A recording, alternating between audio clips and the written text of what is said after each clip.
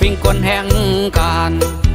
ไก่ปานคันเมืองเฮอเสือแรงกินข้าวเติมแห้งเอ็มร้อยน้ำหวานเสกว่าสู่การเก็บเงินเสือสายหมอกาเฮยเฮ็ดกลขาย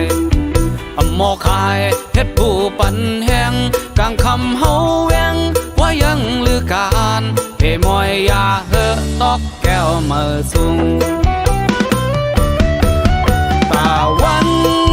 เมื่อผูกไว้กำหนึ่งก่อนกว่าตาวันในเตปุ่นพรเยาวนางว่ากังเสือแก็บหนึ่งหายเฮอกำหนึ่งเมื่อผูกเฮาว่าเมื่อแทงตาหน้าเฮินพอได้เป่งเปิ้นตายืนแถมหน้าวันตาหน้าปานลูกเฮามาพอได้คุยหันสืบสานห้อยมือหักษาน้ำใจ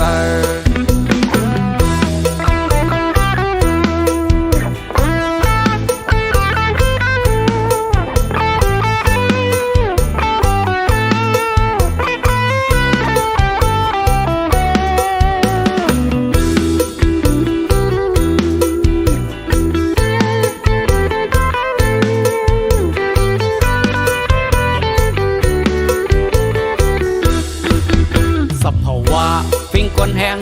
การไก่ปานคันเมืองเฮอเสือแรงกินข้าวเติมแห้งเอ็มร้อยน้ำหวานเสกว่าสู่การเก็บเงินเสือสายหมอกาเฮยเฮ็ดกลขายหมอขายเฮ็ดผู้ปันแห้งกลางคำเฮาแวงว่ายังลือการเพ่มอยยาเฮอตอกแก้วมือสูงตาวันเมื่อผูกไว้กำหนึ่งก่อนกว่าตาวันในเตปุ่นพรเยาวนางว่า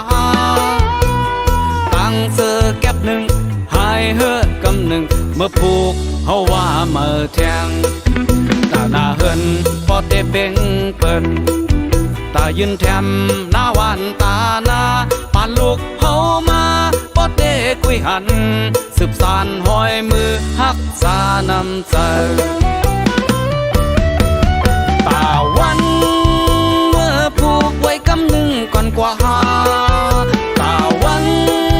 ในเตปุ่นพรเยาวนางว่าตั้งเสือแก็บหนึ่งหายเฮอกำหนึ่งเมื่อผูกเฮาว่าเมื่อแทง